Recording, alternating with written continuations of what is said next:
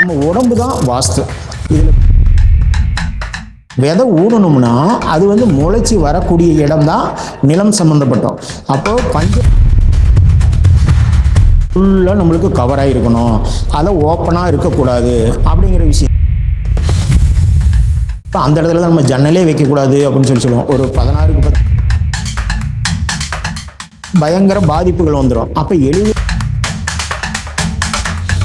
அப்போ மனிதனுக்கு டிசிப்ளின்னா ஒழுக்கம். அப்போ கட்டடத்துக்கு ஒழுங்கு தான் முக்கியம். ஒழுங்குன்னா எங்கேயும் வெளியே நீட்டக்கூடாது, வெளியே வரக்கூடாது. அந்த மூலம் நம்ம வந்து நிலம் தேர்வு செஞ்சிட்டோம்னா அதுவே 50% நம்மளுக்கு வந்து ப்ளஸ் கொடுத்துருங்க. அது நிலம் தேர்வு செஞ்ச பிற்பாடு எல்லாம் பார்த்து பிற்பாடு திரும்ப ஒன்றுமே பண்ண முடியாது. எங்கேயுமே நம்ம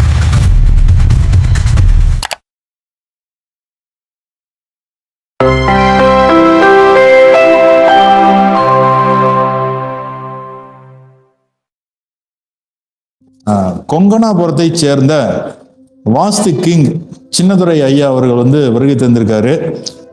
ஐயா பார்த்தீங்கன்னா வாஸ்து ரகசியங்கள், வாங்க சார் வாங்க உட்காருங்க, வாஸ்து ரகசியங்கள் அப்படிங்கிற தலைப்புல பேசுறதுக்காக வந்திருக்காரு.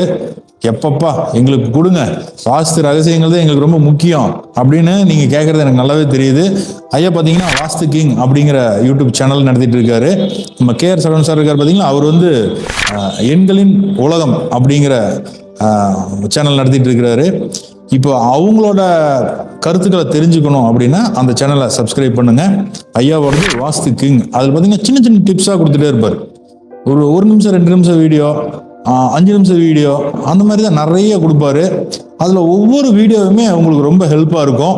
இன்னைக்கு வந்து வாஸ்து ரகசியங்கள் அப்படிங்கிற ஒரு அற்புதமான விஷயத்த கொடுக்க வந்திருக்காரு. நீங்கள் கிழக்கு வாசலாக இருக்கலாம், தெற்கு வாசலாக இருக்கலாம், மேற்கு வாசலாக இருக்கலாம், வடக்கு வாசலாக இருக்கலாம், எந்த வாசலாக இருந்தாலும் எப்படியெல்லாம் நீங்கள் கரெக்டாக உங்கள் வீட்டை அமைச்சுக்கிட்டீங்கன்னா நல்லா இருக்கலாம் அப்படிங்கிறத பற்றி தான் பேச வந்திருக்காரு. வாங்க ஐயா, உங்களோட சிறப்பான உரை கொடுங்க. அனைவருக்கும் வணக்கம். நான் உங்கள் வாஸ்து கிங் சின்னதுரை. இன்னைக்கு வந்து நம்ம மனித நாடி யூடியூப் சேனல் மூலமாக நம்ம வந்து அறிமுகமாகறோம். ஆல்ரெடி நம்ம பேசியிருக்கோம், விஷயம் நம்ம நிறைய பேசியிருக்கோம். ஏன்னா நம்ம நிறைய வாய்ப்புகள் நம்ம ஐயா கொடுத்துருக்காரு. ஏன்னா அறிமுகம் அப்படிங்கிறது இவர் தான் நம்மளுக்கு அறிமுகப்படுத்தினது. விஷயத்தையும் நிறைய இப்படிலாம் நம்ம பேசணும், இப்படிலாம் பண்ணணும் அப்படிங்கிற ஒரு விஷயமும் நம்மளுக்கு ஐடியா கொடுத்து எல்லா விஷயத்தையும் எல்லாத்தையும் முன்னேற்றி விடுவார். அதாவது ஒரு வாழ்க்கையை சரியாக நம்ம பண்படுத்தணும் அப்படின்னா நமக்கு மேலே இன்னொருத்தர் வேணும். அப்போ நம்மளுக்கு வந்து தட்டி கொடுக்குறவங்களா இருந்தாலும் சரி, ஆறுதல் படுத்துறவங்களா இருந்தாலும் சரி, ஐடியா கொடுக்குறவங்களா இருந்தாலும் சரி, அது நல்ல ஐடியாவாக இருந்ததுன்னா அது இவரோட தான் கேட்கணும். அது நான் எல்லா விஷயத்துலையும் எப்போவுமே சொல்லியிருப்பேன், இவர் தான் எப்போவுமே யூனிவர்சிட்டி அப்படின்னு சொல்லிட்டு. அப்போ தெரியாத விஷயங்கள் கிடையாது அப்படின்னு சொல்லி தான் நம்ம சொல்லணும். அதனால் மனித நாடி யூடியூப் சேனல் நேயர்களுக்கு வணக்கம். இன்னைக்கு வந்து நம்ம என்ன பார்க்க போகிறோம்னா வாஸ்து விஷயங்கள், வாஸ்து ரகசியங்கள். அப்போது வாஸ்து அப்படிங்கிறதுல பார்த்தோம்னா நம்ம உடம்பு தான் வாஸ்து. இதில் பெரிய மாற்றங்களே இல்லை. அப்போ நம்ம உடம்ப எங்கெங்கே டிசிப்ளினாக எந்தெந்த இடத்துல எங்கெங்கே இருக்குதோ அந்தந்த அவயங்கள், அந்தந்த உறுப்புகள் அங்கங்கே இருந்துட்டா நல்லது. கொஞ்சம் நம்ம மாற்றி நம்ம சின்ன விஷயத்த, அப்போ ஒரு இதயத்தை எடுத்து இந்த பக்கம் வைக்க முடியாது, ஒரு குடல் எடுத்து இந்த பக்கம் வைக்க முடியாது. அப்போ ஒவ்வொரு விஷயத்தையும் அங்கங்கே இருக்கிற விஷயங்கள் அங்கங்கே இருந்ததுன்னா எல்லாமே நல்லா இருக்கும். ஒரு பெரிய விஷயமே கிடையாது. ஒரு சின்னதாக ஒரு குடல் பிறந்துக்கிடுதுன்னா, ஒரு குழந்தையெல்லாம் ஒரு சின்னதாக குடல் பிறந்துடுதுன்னா கோடி ரூபா கொடுத்தாலும் குடல் பிறந்ததை காப்பாற்ற முடியாதுன்னு சொல்லுவாங்க. அப்போ ஒரு குடல் பிறன்றதுக்கே நம்மளுக்கு வந்து இவ்வளோ விஷயம் இருந்ததுன்னா அப்போ கட்டடத்தை போய் மாற்றி வைக்கக்கூடாது. இதுதான் விஷயம் நம்மளுக்கு. அப்போ எந்த அவயங்கள், எந்த விஷயங்கள் எங்க இருக்கணுமோ அங்கதான் இருக்கணும். அப்போ உச்சம் எது, நீர் அப்படின்னு சொல்லி தெரிஞ்சுக்கணும். இடம் தேர்வு செய்யறது முதற்கொண்டு சரியான விஷயங்களை பார்த்துக்கணும். 90 டிகிரியில் இருக்கா, 0 டிகிரியில் இருக்கா, நம்ம ட்ரூ நார்த் இருக்கா அப்படின்னு சொல்லிட்டு அதை பார்த்துக்கிட்டு தான் நம்ம வந்து இடம் தேர்வு செஞ்சு எல்லா விஷயங்களும் நாம ஃபர்ஸ்ட் நம்ம செய்யணும். கட்டடம் கட்டுறதுக்கே பழைய கட்டடமா இருந்ததுல அதில் வந்து நாம் எப்படி மாற்றுறோம், என்ன பண்ணுறோம் அப்படிங்கிறது வேற விஷயங்க. இப்போது ஒரு குறிப்பிட்ட ஒரு இன்னைக்கு வந்து சவுத் வெஸ்ட் அப்படிங்கிற விஷயத்தை மட்டும் பார்ப்போம். மற்ற விஷயங்கள் எல்லாமே நிறைய நம்ம அலசியிருக்கோம். இருந்தாலும் சவுத் வெஸ்ட் அப்படிங்கிற விஷயத்தை மட்டும் நீங்கள் பார்ப்போங்க. அப்போ சவுத் வெஸ்ட் அப்படிங்கிறது வந்து எப்பவுமே ஒரு நிலம் சம்பந்தப்பட்ட விஷயம். அப்போ நம்ம விதை ஊடணும்னா அது வந்து முளைச்சி வரக்கூடிய இடம் தான் நிலம் சம்பந்தப்பட்டோம். அப்போ பஞ்சபூதங்கள்ல இது வந்து நிலம் சம்பந்தப்பட்ட விஷயம். அது நம்மளுக்கு வாயு அப்படிங்கிறது, இங்கே நம்மளுக்கு தென்கிழக்கு அக்னி, அப்போ சென்ட்ரல் தான் நம்மளுக்கு பிரம்மஸ்தானங்கிற ஆகாயம், பஞ்சபூதம் அதில் வந்துடுதுங்க. அப்போ இது நிலம் சம்பந்தப்பட்ட தென்மேற்கு சவுத் வெஸ்ட் அப்படிங்கிறது வந்து நம்ம நிலம் சம்பந்தப்பட்ட விஷயம். இந்த இடத்துல தான் நம்மளுக்கு வந்து அது முன்னே சொன்ன மாதிரி தான். அப்போ ஒரு விதை ஊன்றோம், அது நம்மளுக்கு பயிராக உருவாகுது. அப்போ அதுதான் தாம்பத்தியம் அப்படிங்கிற பெட்டு அங்கே தான் இருக்கணும், பெட்ரூம் அதுதான். அப்போ பெட்ரூம் நம்ம அங்கே இருந்ததுனா தான் நம்மளுக்கு வந்து குழந்தைங்க நம்மளுக்கு உருவாகும். அப்போ அந்த கட்டடத்துக்கு உண்டான வளர்ச்சி அதுதான், ஆணி வேரே அதுதான். அப்போ வாஸ்து பகவான் தலையை வந்து ஈசானியத்தில் வச்சு குதம்ங்கிறதுனா நம்மளுக்கு ப்ரொடக்ஷன் சொல்லுவாங்க, அந்த குதத்தை வச்சு எங்கே வச்சிருக்காரு? தென்மேற்கில் வச்சிருக்காரு. அப்போ குதத்தை வச்சு தென்மேற்கில் வச்சிருக்காருன்னா எப்பவுமே தென்மேற்கு ஃபுல்லாக நம்மளுக்கு கவர் ஆகிருக்கணும், அதை ஓப்பனாக இருக்கக்கூடாது அப்படிங்கிற விஷயம் தான் நம்ம தென்மேற்கு. அப்போ தென்மேற்கில் நம்மளுக்கு வந்து பெட்ரூம் எப்பவுமே நம்ம ஓப்பனாக வச்சுக்க மாட்டோம். அப்போ அதுதான் நம்மளுக்கு வந்து குதம் அங்கே இருக்கிறதுனால நம்ம ஓப்பனாக வைக்காம ஃபுல்லாக நம்ம வந்து அடைச்சி வச்சிடணும், ஃபுல்லாக நம்ம லாக் பண்ணி வச்சிட்டோம்னா தான் நம்மளுக்கு வந்து அந்த பெட்ரூமுக்கு பாதுகாப்பு. அதுதான். அதே சமயத்தில் பணம் உருவாகிற இடமும் அங்கே தான், பீரோவும் அந்த இடத்துல தான் இருக்கணும். இது வடக்கு பக்கம் திருப்பி இருக்கலாம் அல்லது கிழக்கு பக்கம் திருப்பி இருக்கலாம். வடக்கு பக்கம் திருப்பி இருக்கிறது என்னன்னா, வடக்கு பக்கம் வந்து குபேர பகவான் வந்து வடக்கு திசை குபேர பகவான், இது தெற்கு பக்கம் யமன் திசை. அப்போ நம்ம வடக்கு பக்கம் இருக்கிற குபேர பகவான் நேரடியாக நம்ம வந்து இந்த பீரோவை பார்ப்பாரு அப்படிங்கிறதுக்காக நம்ம வந்து அந்த வடக்கு பக்கம் நம்ம வந்து பீரோவை திருப்பி வைக்கிறோம். அப்போ அந்த இடத்துல நிலம் சம்பந்தப்பட்ட விஷயங்களும் நம்ம வந்து உருவாகிறதுங்கிறதுனால தான் பெட்டு வந்து அந்த மேற்கு செவுத்து வரமோ அல்லது தெற்கு செவுத்து வரும் பெட்டை தள்ளி வச்சு பெட்டை வந்து நம்ம ஒட்டி வச்சு நம்ம வந்து போட்டோம்னா தான் நம்மளுக்கு வந்து ஒரு பாதுகாப்பு. ஒரு குழந்தைக்கு வந்து ஒரு தொட்டில் வந்து கட்டினோம்னா ஃபுல்லாக அரவணைப்பு இருக்குது பார்த்தீங்களா? அப்போ அது மாதிரி நம்ம பெட்டு போட்டோம்னாலும் ஒரு அரவணைப்பு தேவை. எங்கே தெற்கு செவத்தில் ஒட்டி இருக்கணும் அல்லது மேற்கு செவத்தில் ஒட்டி இருக்கணும். அது மாதிரி தான் நம்மளுக்கு வந்து பிளான் பண்ணிக்கணும். 16 அடி ரூம் போட்டோம்னா நம்ம தாராளமாக பீரோ போட்டு நம்ம பெட்டு போட்டுக்கலாம். பெருசாக 10 அடி வச்சோம்னாலும் பீரோ 3 அடி தான், இது வந்து பெட்டு 6 அடி தான். அப்போ 9 அடி போக மீதி 1 அடி நம்மளுக்கு கேப் கிடைக்கும். அப்போ கிட்டத்தட்ட இந்த விஷயங்கள் நம்மளுக்கு வந்து நல்லாயிருக்கும். இன்னொன்று, ஒரு சில பேர் என்ன பண்ணுவாங்க, தெற்கு நம்மளுக்கு வந்து வெஸ்ட் பேஸ் இருந்ததுன்னா ஒரு சில பேர் மாற்றி இந்த பக்கம் வாசப்படி வச்சுருவாங்க. இங்கே தெற்கு பக்கம் அந்த தென்மேற்கில் தெற்கு பக்கம் வாசப்படி வச்சுருவாங்க. அந்த வாசப்படி இருந்தது அப்படின்னா கண்டிப்பாக அந்த குடும்ப தலைவர் வந்து வேலை இல்லாமல் வீட்டில் இருப்பார். வேலை இல்லாமல் வீட்டில் இருந்த பெண்கள் சம்பாத்தியத்தில் இவர் வாழ்ந்துட்டு இருப்பார். இவர் எங்கே வேலை தேடினாலும் கண்டிப்பாக கிடைக்காது. அப்போ இந்த வாசப்படியை மாற்றினா மட்டுமே இவருக்கு வேலை கிடைக்கும். இல்லைன்னா கடைசி வரைக்குமே அவருக்கு வேலையே கிடைக்காது. நிரந்தர வருமானம் அப்படிங்கிறதே இருக்காது. வேலை தேடிக்கிட்டே இருப்பார், வேலை கிடைக்காது. அப்போ என்ன காரணம்? தென்மேற்கில் நம்மளுக்கு வாசப்படி வச்சிருக்காரு. அப்போ அது தெற்கு செவருக்கு பார்த்தீங்களா, தெற்கு செவத்துல மேற்கு தள்ளி நம்மளுக்கு வந்து வாசப்படி வச்சுட்டாங்க அப்படின்னோம்னா கண்டிப்பாக அது வந்து நம்மளுக்கு அவருக்கு வேலை கிடைக்காது. அல்லது வேலை செஞ்சிட்டு இருக்கிற வேலை பறி போயிடும், அல்லது அங்கே நம்மளுக்கு ரெஸ்பான்ஸ் கிடைக்காது. ஏதோ நம்மளுக்கு இரிட்டேட் அதிகமாக இருந்துக்கிட்டே இருக்கும், தொந்தரவுகள் அதிகமாக இருந்துக்கிட்டே இருக்கும். அப்போ அது வந்து முதல் தவறு அதுதான். இன்னொன்று, பெண்களுக்கு இந்த கர்ப்பப்பை ஆப்ரேஷனு அல்லது தொந்தரவுகள் கொடுக்கறது, இல்லைன்னா பெண்கள் வந்து தவறான வழிகளுக்கு நம்ம போயிடுறது, இது மாதிரி விஷயங்கள்லாம் அந்த வாசப்படி நம்மளுக்கு கொடுத்துக்கிட்டே இருக்கும். அதுதான் எப்பவுமே அந்த வாஸ்து பகவான் குதத்தை அங்கே வச்சு நடத்துறதுனால, குதத்தை அங்கே வைக்கிறதுனால மறைபொருளான விஷயங்கள் அங்கே நம்ம நடக்கும். அப்போ தென்மேற்கு எவ்வளோ நம்ம பாதுகாப்பு பண்ணுறோமோ அந்த அளவுக்கு நம்மளோட நிதி நிலைமைகளும் சரி, நம்மளோட பாதுகாப்புகளும் சரி, உறவுகளும் சரி, எல்லாமே சரியாக இருக்கும். இதே சமயத்தில் ஏதாவது அங்கேருந்து தெரு குத்து இருந்தது அப்படின்னம்னா இன்னும் மாட்டிக்குவோம். அப்போ அவமானங்கள் கண்டிப்பாக சந்திச்சே தீர வேண்டிய சூழ்நிலைகள் வந்துடும். அப்போ நம்மளுக்கு அந்த தென்மேற்கை எவ்வளோ நம்மளுக்கு வந்து மேலே ஏற்றி குத்துக்கள் இல்லாமல் நம்மளுக்கு வந்து வீட்டை அளவீடு போடும்போதே அந்த எங்கேயும் குத்துக்கள் இல்லாமல் தள்ளி கட்டணும்.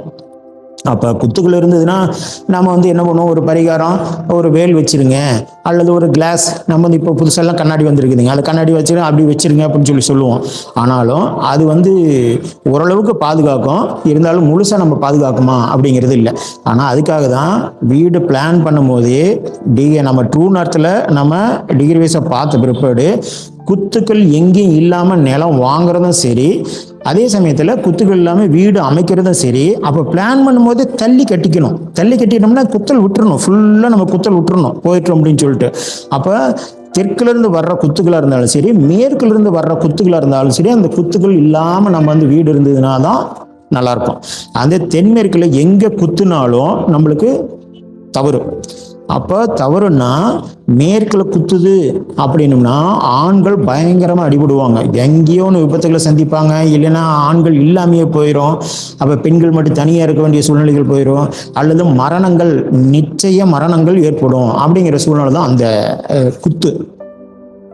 இன்னொன்று, இந்த நம்மளுக்கு வந்து தெற்கிலிருந்து குத்துது அப்படின்னம்னாலும் ஃபர்ஸ்ட் நம்மளுக்கு வருமானங்கள் நம்மளுக்கு வந்து அடிபடும், தடப்படும். ஃபுல்லாக வருமானங்கள் எக்காரணத்தோடு அடிபடுறதுக்கு விஷயமே நம்மளுக்கு அந்த தெற்கிலிருந்து வர்ற குத்து தான் நம்மளுக்கு வந்து வருமானங்களை குறைக்கிறது. அப்போ அந்த இடத்துல தான் நம்ம ஜன்னலே வைக்கக்கூடாது அப்படின்னு சொல்லுவோம். ஒரு 16க்கு 10 ரூம் இருக்குது, அல்லது 10க்கு 10 ரூம் இருந்ததுனாலும் நம்மளுக்கு வந்து அந்த 10க்கு 10 ரூம் இருக்கிற பெட்ரூம்லேயே நம்மளுக்கு அங்கே நம்மளுக்கு மேற்கு, அது வடக்கு தள்ளி தான் நம்மளுக்கு ஜன்னல் வைப்பாங்க. அதே அந்த தெற்கு பக்கம் இருக்கிறதுல வந்து கிழக்கு பக்கம் தான் நம்மளுக்கு வந்து கிழக்கு தள்ளி தான் நம்ம ஜன்னல் வைப்பாங்க. இந்த ரூம் விஷயங்களை நம்மளுக்கு வந்து இப்படி பாதுகாக்கணும்.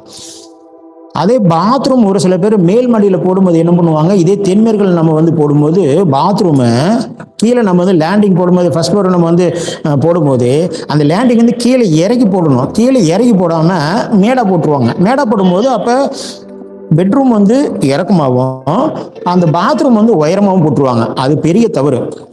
அப்போ என்ன பண்ணுது, இந்த ரூமுக்கு வாயு மூலையில் பாத்ரூம் போடும்போது, மேல்மலையில் ஃபர்ஸ்ட் ஃப்ளோர் சொல்கிறாங்க, அப்போ அங்கே வாயு மூலையில் பாத்ரூம் போடும்போது அப்போ அது வந்து உயரமாக போயிடுது. அப்போ எக்காரணத்து கொண்டும் இந்த தென்மேற்கில் இருந்து எந்த இடமும் உயரமாக இருக்கக்கூடாது.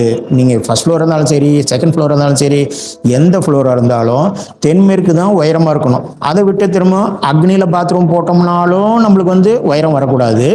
இங்கே நம்மளுக்கு வாயுவில் போட்டோம்னாலும் உயரம் வரக்கூடாது. அப்போ ஒரு 2 இன்ச்சு 3 இன்ச்சு நம்ம காங்கிரீட், நம்ம பரப்பு காங்கிரீட் போடும், இல்லை ரூஃப் காங்கிரீட் போடும். நீங்கள் ரூஃப் காங்கிரீட் போடும்போது கீழே இறக்கி அடிச்சிடணும். கீழே இறக்கி அடிச்சிட்டா அப்போ நம்ம வந்து இறங்கி வந்துடும். அப்போ நம்ம காங்கிரீட் போட்டு எல்லாம் பண்ணும்போது நம்மளுக்கு வந்து அந்த ரூம் சைஸ் வந்து கரெக்டாக வந்துடும். இது என்ன பைப் லைனு, அந்த லெட்ரின் ரூம் பைப் லைன் வைப்பாங்க இல்லைங்க, பைப் லைன் வைக்கும்போது பிளம்பர் என்ன பண்ணுறாரு, இது உயரமாக இருந்ததுன்னா தான் நல்லாயிருக்கும், பைப் வெளியே தெரியாது அப்படின்னு சொல்லிட்டு நம்ம போட்டுருவாங்க. ஆனால் அந்த காங்கிரீட் மூலவே பைப் லைன் வச்சுட்டணும். வச்சுட்டா நம்மளுக்கு பிரச்சனை இருக்காது. நிறைய பேர் பண்ணுற தவறு, ஃபர்ஸ்ட் ஃப்ளோரில் கண்ணுக்கு முன்னு தெரியாமல் உயரம் ஏற்றிட்டுருவாங்க. அது மிகப்பெரிய தவறு. அது ஒன்றுங்க. இப்போது நம்மளுக்கு இந்த தென்மேற்கு விஷயங்கள் இந்த மூலையாக இருந்தாலும் இந்த என்ன பண்ணுவாங்க, ஒரு எலிவேஷன் ஒர்க்குக்காக தென்மேற்கே ஒரு 1/2 அடி 1 அடி நீட்டி, திரும்ப இந்த பக்கம் ஒரு 1/2 அடி 1 அடி நீட்டி கட்டிடுவாங்க. அந்த 1/2 அடி 1 அடி நீட்டி கட்டினா மனையடி சாஸ்திரம் நம்மளுக்கு தவறாக வந்துடும். ஆல்ரெடி வச்சிருக்கிற மனையடி சாஸ்திரம் சரியாக தான் வைப்பாங்க. இவங்க எலிவேஷன் என்ன பண்ணுவாங்க, ஏதோ 1 அடி 1 அடி 2 அடி நீட்டிடுவாங்க. நீட்டிட்டாங்கன்னா மேலே வரைக்கும் நம்ம எலிவேஷன் ஒர்க்கு செய்வாங்க. அப்போ நம்ம வெளியில் டிசைனாக பார்க்கணுங்கிறதுக்காக அப்போ 1 அடி 2 அடி மீறி போச்சுன்னா நம்மளுக்கு பெரிய சிரமம். ஒரு 45 அடி வைக்கிறாங்க, அப்போ இன்னும் 1 அடி சேர்ந்து போச்சு அப்படின்னோம்னா 46க்கு வந்து மாட்டிக்கும். அப்போ பெரிய சிரமத்தை அனுபவிப்பாங்க. 46ங்கிறது மனையடி சாஸ்திரத்திலேயே மிக மோசமான மனையடி சாஸ்திரம்.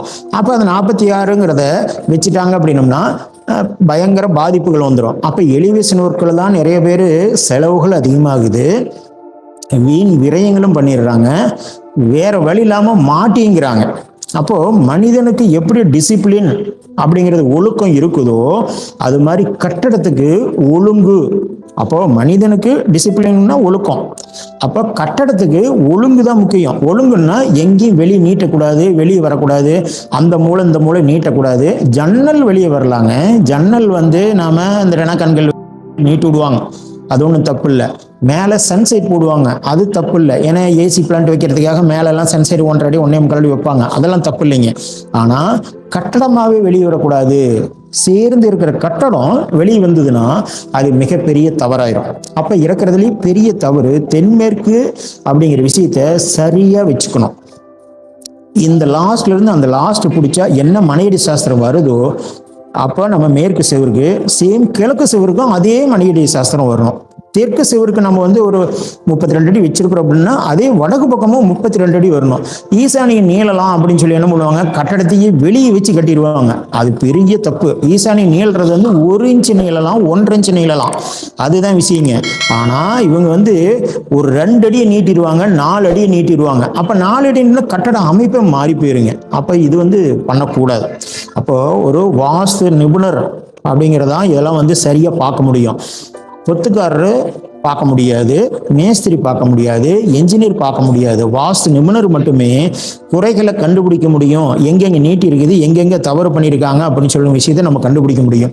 அப்போ ஒரு வீடு கட்டும்போது அவங்களுக்கு அனுபவ அறிவு நிறைய இருக்கலாம், மற்றவங்களும் அறிவு நிறைய கொடுக்கலாம். ஆனாலும் வாஸ்து நிபுணர் மட்டுமே ஒரு விஷயத்தை சரியா பண்ண முடியும்.